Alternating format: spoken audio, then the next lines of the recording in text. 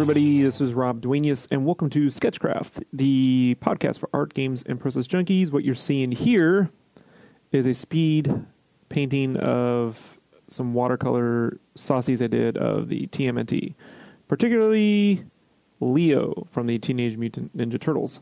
I did these for PhoenixCon 2013. Did some limited print runs.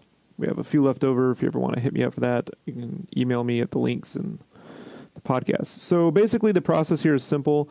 I start off with a drawing and a Prisma shade base. Now, the Prisma shade base is really a shading base. It's used for texture. Those are not watercolor pencils.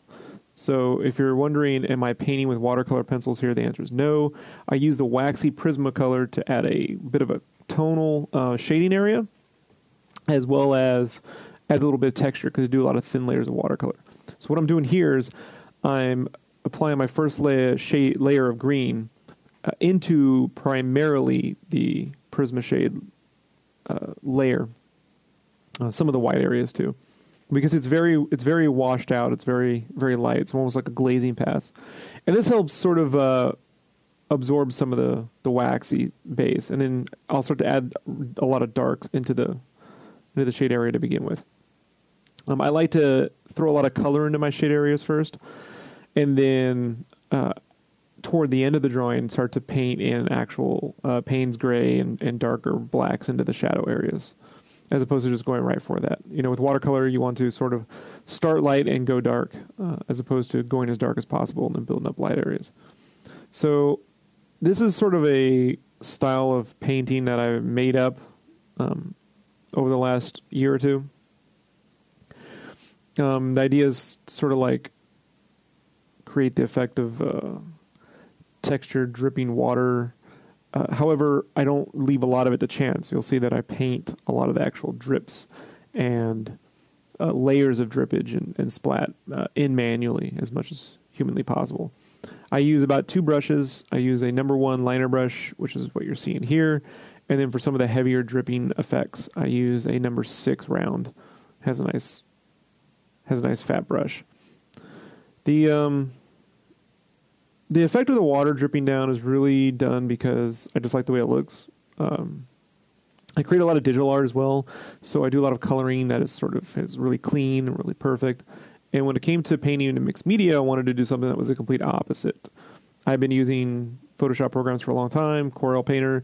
None of them can really do this. You'll see watercolor brushes, but none of them actually emulate real watercolor. So this is sort of like trying to use the inherent medium to create something that I can't do in a computer at all. However, the one thing I can do in a computer is sort of plan and prepare and create a lot of texturing effects, which I learned doing t-shirts. A lot of t-shirts use a lot of textures and distress into art. So you're using texture and distress too as part of the image in of itself. So here you're seeing me throwing in splatters, really to create an effect and to slowly build it up too as I go along. But it's all really calculated. It's not, I can't control where every little dot goes, but I really sort of plan how I'm going to do that. Now what I've done here is I've taken the same kind of green that I've mixed, and I've thrown a little bit of Paynes Grey into it just to darken it up. And I'm going a little dark right now as opposed to totally later on, because I want a really sharp contrast in the greens with this character. What's really great about the turtles is they hang out in the sewers, so I can get pretty grungy with this, and it's only going to enhance the tonality of the characters anyway, right? The feeling of the essence of sewer rampaging Ninja Turtles. I grew up with the Turtles. The Turtles are pretty much why I started drawing comics in the early 80s as a kid. And it was the first media explosion I had. See, when I was born, Star Wars already existed, so Star Wars wasn't really the first cross-media experience for me, but the Turtles really was. It just came out of nowhere in a comic book. I found it at a bookstore, and then next thing you know, it's a cartoon. Next thing you know, it's a movie and a game series and a toy series, and they completely blew me away. They were 2 of my favorite things. They were ninjas and Muppets, and I wanted to be both a ninja and a Muppet as a child. So to be able to just spend any time painting these guys is pure joy. Getting back to the painting, there isn't a lot to cover. It's pretty much 3 or 4 basic steps kind of repeated over and over and over. And that's, build up the color that I want underneath, the color that I want you to see under all the paints, which is usually a pretty bright color or a base color. And then build up layers of darker versions of that over on top of that base color. That goes right down to those shade layers. I mean, you'll see all the way through. If you know where to look, you'll see the texturing from that shade layer in the final piece. I don't cover all of it up. I'm not attempting to make it really smooth and perfect. What I really want is all these little thin layers to sort of dry and blend together. So there's a lot of layers. When you look at the art, you'll be able to kind of stare and see into it on top of the drawing. However, a lot of the piece is really made up in the drawing. If the drawing isn't, sort of solid to begin with, then, you're kind of using the paint to get the job done. And I would rather the drawing be there rather than rely on the color to do all the work for me. However, you can't overdraw it. I have found out with this process that you want to leave some open spaces when you're painting like this for the color to sit to. So I've done some characters that are kind of tiny, and we draw a lot of details. It's very difficult to get all those to come through, especially with this. There's so much texture involved. So now this is going to be his main shade area. The center of the face will be really dark here. So I'm trying to create these little thin strips, really tiny little thin strips of dark here. So as it dries, it creates a cool rippling effect. I try to liken it to like if I ran a final piece under water or sprinkler or something. That this is sort of the effect it would create. You saw me kind of clean up the areas around the art before. And what that was me just dabbing some paper towels in water and kind of picking up some of the extra splats.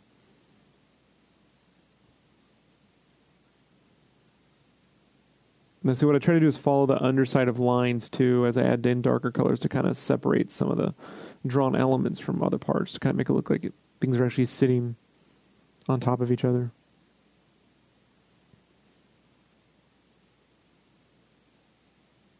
A lot of people have asked me if I can give them more tips to try to emulate the style, and I don't really know what to give other than to sort of explain what it is I'm doing here, because I really kind of it's so new to me. I don't really know much else to do. A lot of this is really just in my mind when I'm working. Like, oh, this would look cool. Oh, I need to put more darks here.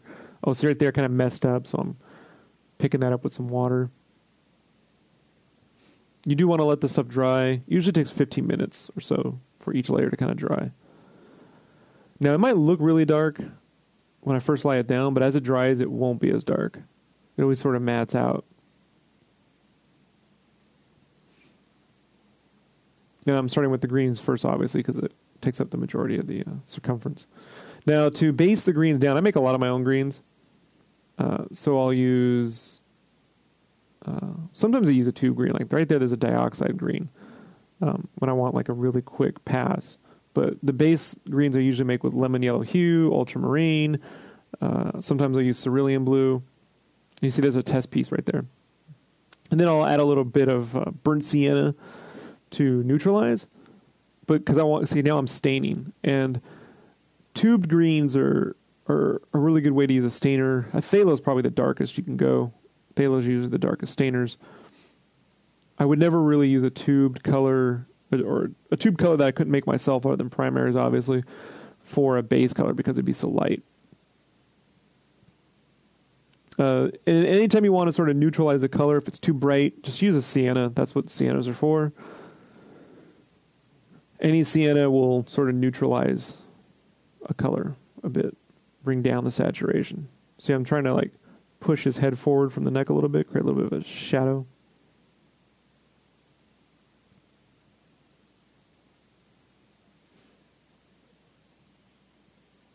It's not so much painting, I think, with this, as it is sort of like drawing all these colored lines. A lot of color choice, really, and texturing. But I wouldn't really call it like straight painting. It's not like I'm trying to use the brush to paint in a tree or water or something like that. Well, I guess I could. At that point, I probably want to use more brushes than I'm currently using here.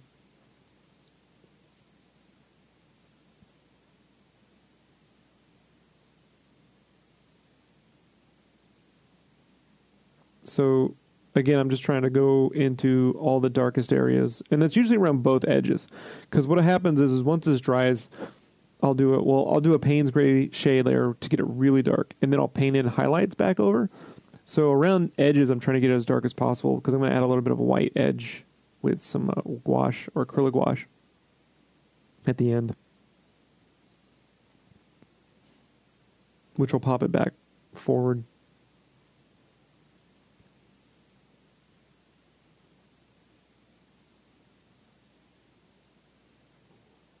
Let's see where we're at. We're almost halfway. Almost halfway.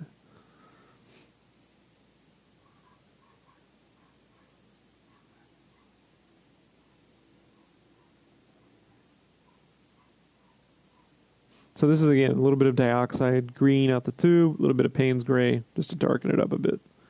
You can already see how it's lightened up when it dried there in the face. It's not really black. It's these little layers of green. The trick is to know when to stop, so you're not just building up a real matted surface.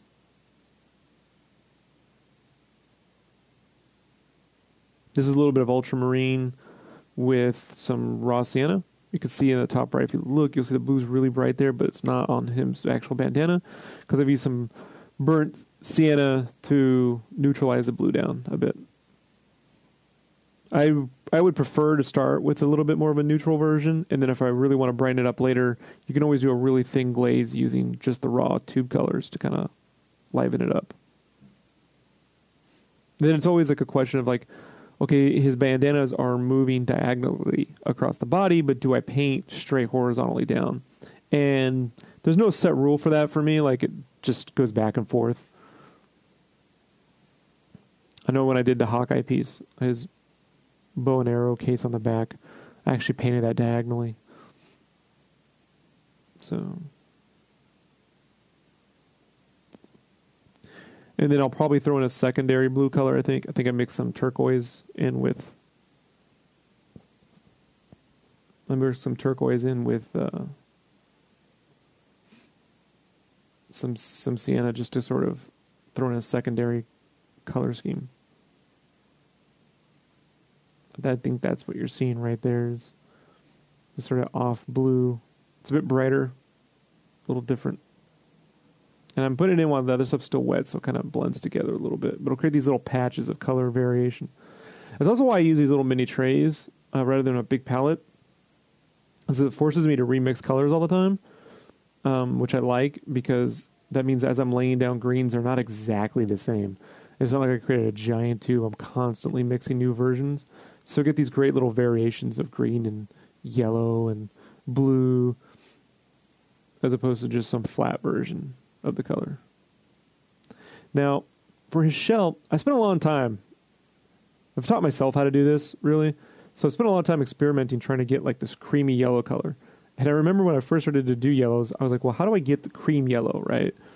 And I started taking like yellow lemon hue and applying burnt sienna and then adding a lot of water, thinking that, you know, all the water would dilute it down. And that always turned out kind of weird to me. And then what I found out, really right here, just kind of messing around, is that raw sienna right out the tube makes the perfect cream color. Right out the tube, just some water. It creates this light yellow, creamy color. And so when I go over it here, this is me taking raw sienna and adding a little less water or adding a little burnt sienna into it to kind of darken it a bit, which adds a little bit of a brown. But raw sienna, man, if you want a nice, clear, kind of buttercuppy color, then that's the way to go.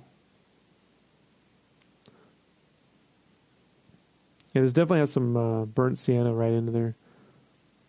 Those are the browns. Then I'm just dropping burnt sienna splats. Don't overdo the splat. Just kind of like build them up as you go.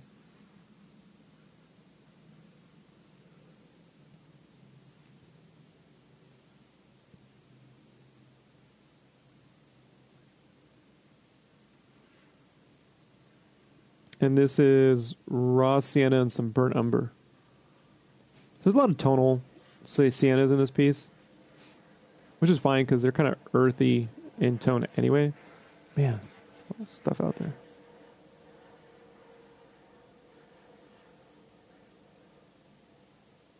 Sorry, I got an airplane go by my window. And sometimes I bend the board back and forth to keep it from bending. I use illustration board, manga illustration board from Kanzen is what they call it, but it's just really smooth illustration board, nice and thick. So I threw a little raw sienna in the hilt there, or the edge, the back part of the end of the sword, whatever you call that.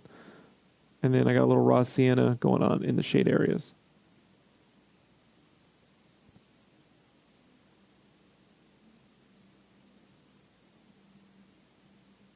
Now, the thing you don't see is me jumping in between this and another piece.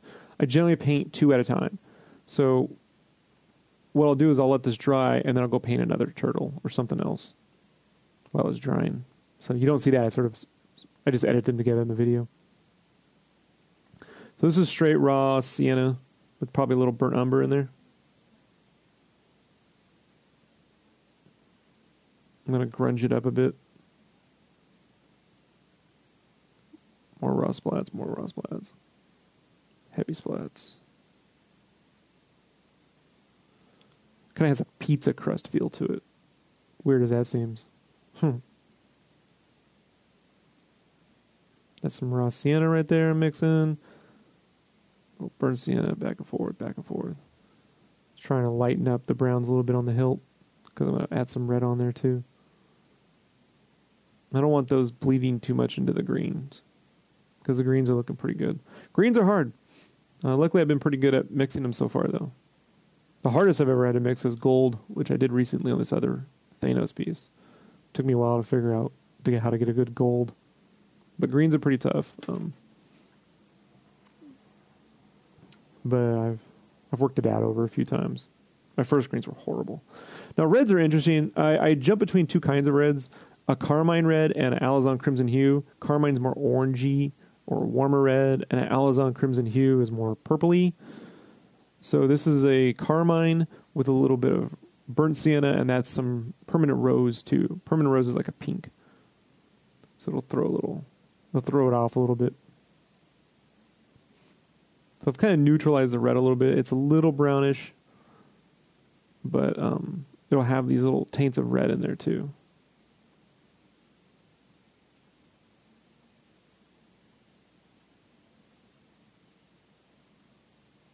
Now I'm starting the Paynes Grey, and all this is Paynes Grey straight out the tube. I use the basic Windsor Newton watercolor paints. They're not really expensive.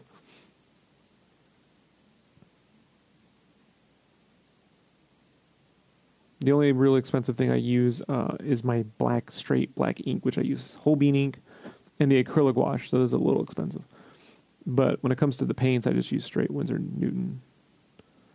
So I'm going for the darkest parts here first, because those are going to get a lot of buildup.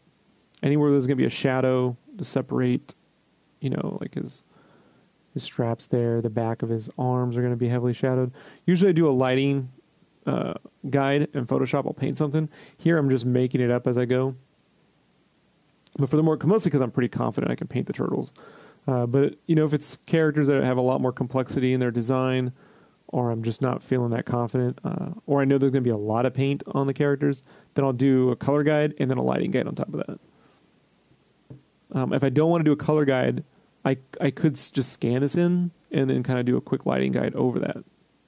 But it does help to have like the whites figured out if you're going to go dark, because you got to know where you're going to stick them. But on this, I just winged it. Sometimes it's good to trust your instincts too,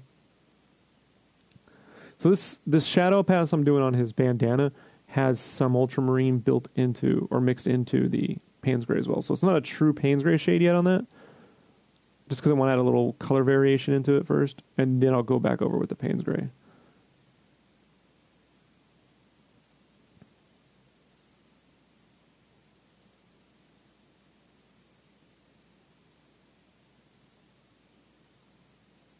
You can see those handles on the swords have brightened up quite a bit now. They definitely look red from here.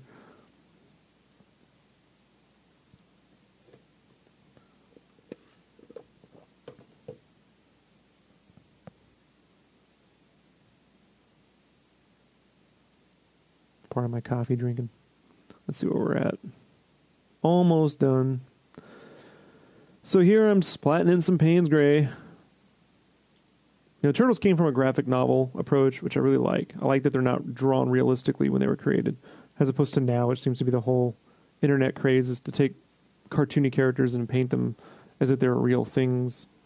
I don't know. I love the stuff I grew up with, and the fact that it wasn't realistic. It was graphic. So I tend to work like that. If I wanted to take some photos from the movie and paint them as they were too, I could do that as well. And I might with some of the movie stuff someday do that. I was a big fan of Drew Struzan growing up, so I could see myself doing stuff like that. Now here I'm really going to blacken in those hilts with the Paynes Grey. A lot of grunge there. So that red will really just kind of peek out in the areas.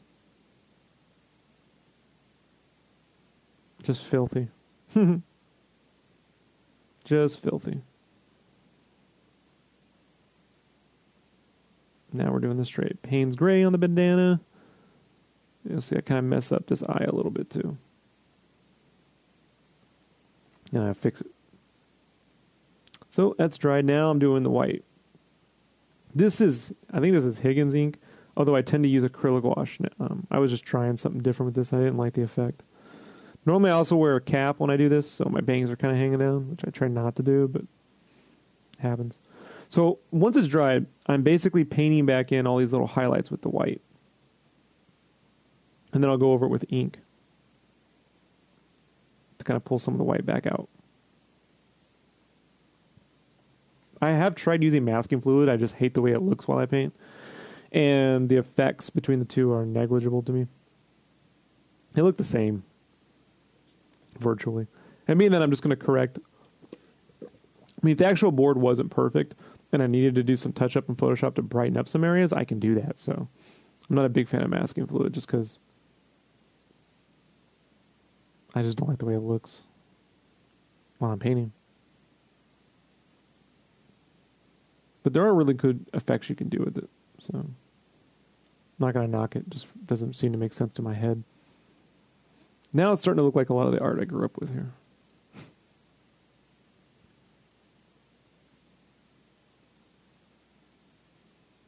You can just see I'm just drawing in these highlights. And this is a pretty basic version of the highlights. I would get more complicated with the lighting scheme with that if I did it digitally first, because I could play around with it. But I'm just kind of going over edges and drawing back in some of the line detail. You got to be able to be confident when you're doing stuff like that. Doesn't have to be perfect, you just have to be confident.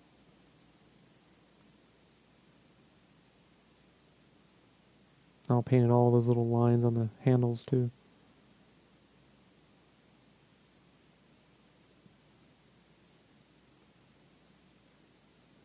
Try to work left to right if you can, so you're not smudging over things, which I have a habit of doing because I forget my own rule. And handles first. Do. Nice.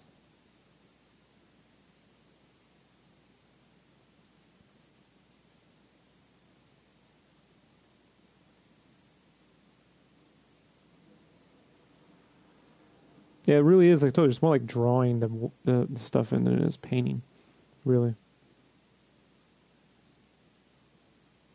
And then I'll take in the darkest areas. I'll throw in some white splat too. Somewhere in here, I'm going to F up his eye. You watch. I'm going to F it up. It's coming.